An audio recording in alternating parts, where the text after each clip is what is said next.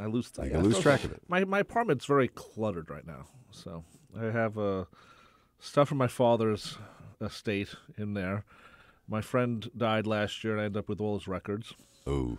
And magazines and books, and some of it's in storage, but I already have enough storage. So it's a warehouse. You're living in a warehouse. I wouldn't say a warehouse because a warehouse is probably more organized. But it's there. It's there. So yeah, we've all been there. Yeah. So joining us today is Kenn Morr. He, of course, I've been in the truth in marketing phrase. I'm part of the show. I've known Kenn for 28 years. Yeah. He walked into this radio station sometime in 1984, and we hit it off right away. We did. I don't know why, but we did. We did. And still creating music. His seventh album. Yep. Even though you only claim it's 5. Or do you I count claim the it's first? 6. I claim it's... Do you count your first 2 records? No. now? No, I don't. So technically, I think it's my 8th then. Then why don't you count those? They're very good records. Well, because they're not on CDs, and so to me it's... So what? There's a lot of things that's not on CD. Well, all right. Well, yeah, then I've done 8 records, Okay. but you can't... The reason why they're out of you print can't is what get you're them, saying. yeah. They're out of print. So, but yeah, I've done 8 records, yeah. Okay, that's good. Then finally you've admitted it. You Yes. never would admit it. It feels so good to say that I've done... Now it's 8 My name is records. Kenn Morr, and I have recorded 8 records. Right. That's That's better than saying 6 Absolutely. because there's more songs, more originals and stuff. Yeah, like but that. the first 2 were sketches to me. They were almost like sketches that I recorded. You know what I mean? When Bruce Springsteen put out Nebraska. Nebraska. Yeah, that was it. Yeah, sure. When those demos from Dylan came out a couple of years ago, the Whitmark demos. Yeah. They count too. Yep. So they all count. Okay. Just to let you know. Good. Kenn's new album is called Worth Imagining, and Kenn will be at Alphabet City. Or no, what name of the club? I should write this down. The Alphabet Lounge. Alphabet Lounge. Bet. B-E-T. Lounge. In Alphabet City. Alphabet. On the Lower East Side of Manhattan. City. And that's 8:30. 8:30 on the 5th. A week from yesterday. Wait, what's today? 1/5. Yeah, a week from yesterday. 2013. We're kicking off. Not a bad way to kick off 2013. I won't be there. Playing New York City. But that's why I'm having you on the show, so I can get a one-man show in front of me. You got it. So nothing against your band, and you tell them this. I promise I will. Because I want to see you. I want to come up to Connecticut and see you guys. Yeah, you have to come up and see us. Though I'd like to see this school thing. Professor, because I'd be probably laughing in the back. No, you'd probably... But would you allow me to laugh in the back? I would appreciate it if you college didn't. Days? You're going to be sitting in the back of the classroom, right, like in college. But sure, you could come along. I think the skipper might actually cross Sunrise Highway to go to this. No, I don't think so. I don't either. Sorry, that's an inside joke, folks. You will never get it. Anyway, we're not going to do Shelter from the Storm. I decided I don't want to hear it. Good. So it's time to do a cover. Sure. What cover are we going to pick? Well, I knew you were going to ask me this, and I got it down to I got it down to 3 different artists. Okay. And I had to go with Jackson Browne.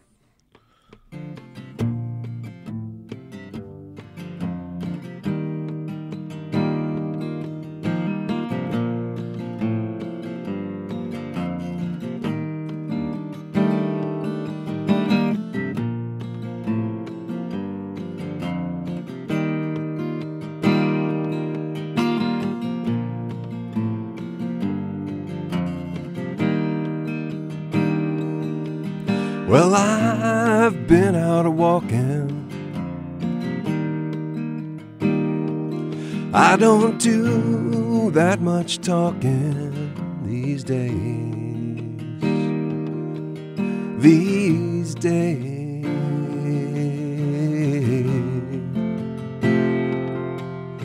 These days I seem to think a lot about the things that I forgot to do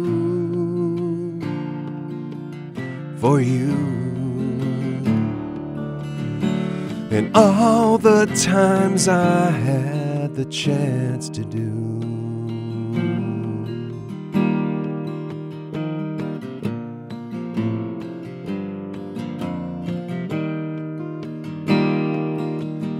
And I had a lover. It's so hard to risk another these days. days.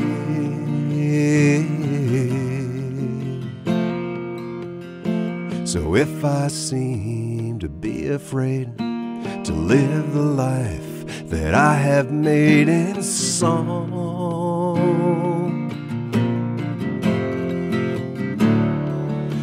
well, it's just that I've been losing so long.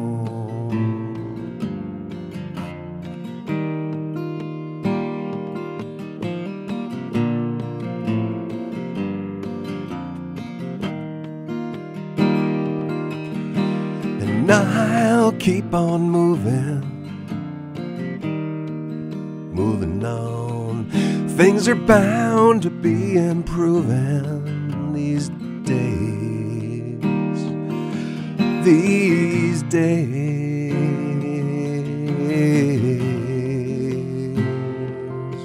And these days I sit on cornerstones and count the time in quarter tones to 10. My friend, don't confront me with my failures. I had not forgotten them.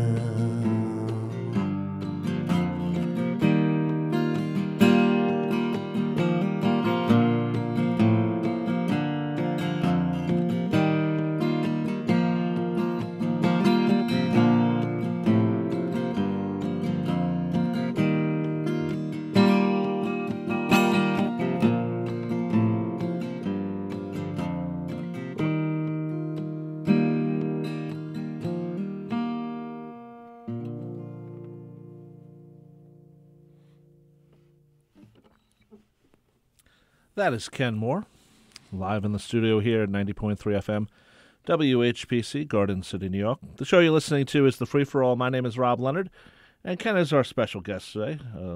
Kenn has always had an open invitation. Literally, if you wanted to come down every week, you could. Thank you. Yeah, all right, how about next week? If you want to, sure. It's a long drive for you. It is. You know. It is. But, it's a couple hours. I don't know. So, but you're worth it. Okay, we'll come back next week then. Well, I don't know about next week, but I will take you up on it, yes. Okay, that's not a bad idea. Kenn has a new album out called Worth Imagining. We should say that was These Days from the catalog of Jackson Browne. Have you ever thought of doing all covers? The all For Everyman album. For Everyman album? You ever thought of doing that? It's. I understand maybe as a musician why you wouldn't want to do it, but it seems to help careers along when that's done. You mean a record of them? Yeah.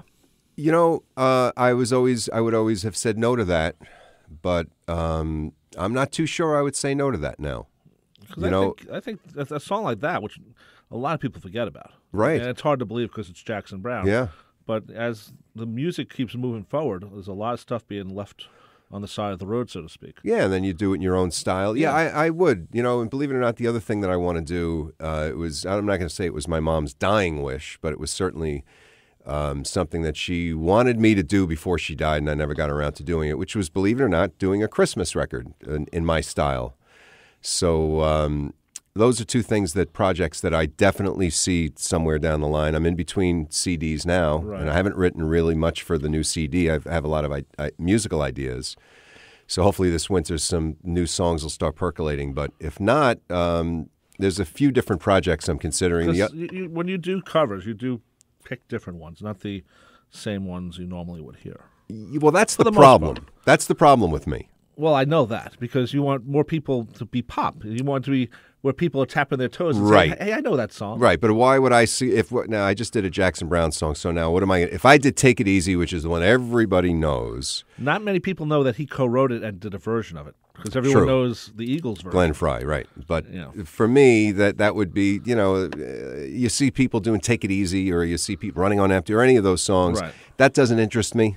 Okay. Especially considering the fact I probably wouldn't do it nearly as well as the original anyway. I would love to hear you do I'm Alive from Jackson Browne.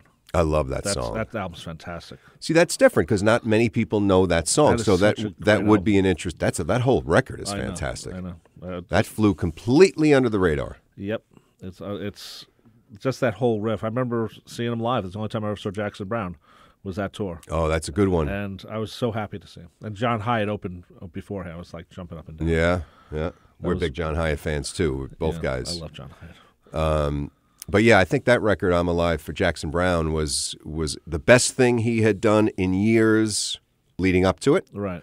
And he hasn't done anything that well, in my opinion, since that. I'm Alive.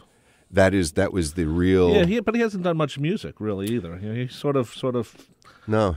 I think he's falling into the Billy Joel category, whereas if it's not going to sell as much as it used to, he doesn't want to do it. Where someone like Paul McCartney keeps putting out music no matter what.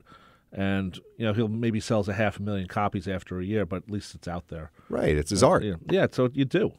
I never understood why Billy Joel, it's been almost 20 years since his last album. Is that true? Yeah, I mean, he's put out some singles, but, here's a guy who is a great musician and has a talent that most people would kill for. Oh, yeah.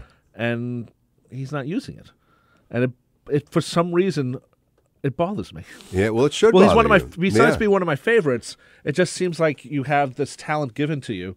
Obviously, he earned some of it. He took lessons and learned how to play and everything. Sure. But you get to that point where it should still be able to be done, unless he's just totally burned out. Or maybe, he's done it all, Well, so yes. it could be that for him it's just he's done it, I don't know. It just I can't personally see that, especially when you see Bob Dylan has made some of the best records he's ever made in the last 10 years. Yes, definitely. He's been on a roll. So it's not the age thing, certainly, with no, Billy Joel, or maybe it is, but it wasn't with Bob Dylan. Well, Billy's voice sounded great at the 12-12-12 concert. He was Stole on. the show. Yeah, well, it was his crowd, so. He stole the show. He stole the show. I want to talk about track number 5 on this new album from Kenn's called Worth Imagining. There's a great line here, or a couple of lines. I'd like you to explain it. Uh-oh. If I had a nickel for every time I thought I walked the moon, then I'd have a dime. That's 2 times in your life you've just walked on the moon. Well, it sets it up. You think it's going to be like I'd be a millionaire, but then you're like, only a dime. Well, that's the thing. That how many times that, and it's not just me personally. I think a lot of us have these situations where you felt something was in your grasp, and it doesn't have to be financial. In fact, it's really not necessarily. And if you have that feeling once, that's one thing, and then if you had it a couple of times, it almost becomes amusing at this point that you're. Well, that was part of where it goes back when we talked about at the beginning when I thought of Worth Imagining, and I hadn't read the lyrics yet. I hadn't gotten into the album, and this sort of fits into that. You got it. Not everything's been good musically, or No. not even musically. Just what's the word I'm looking for? Let's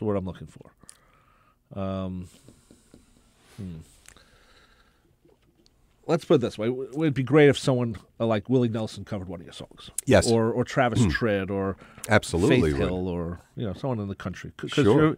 your music is leaning country, though I wouldn't say it is country. It's AAA, whatever that format is now, Americana. Right, Americanas. The old days it used to be Jackson Browne or Bob Dylan. It's the same thing, but the way the marketplace has changed. So it was kind of interesting. Like you're saying, almost, at least just from some of the things I've seen, and knowing you for as long as I've known you. Sure. I'm still here, damn it. I'm still here. Yeah, and I'm not going anywhere. Yeah. Unfortunately. Well, you should. Unfortunately, You should. no. It's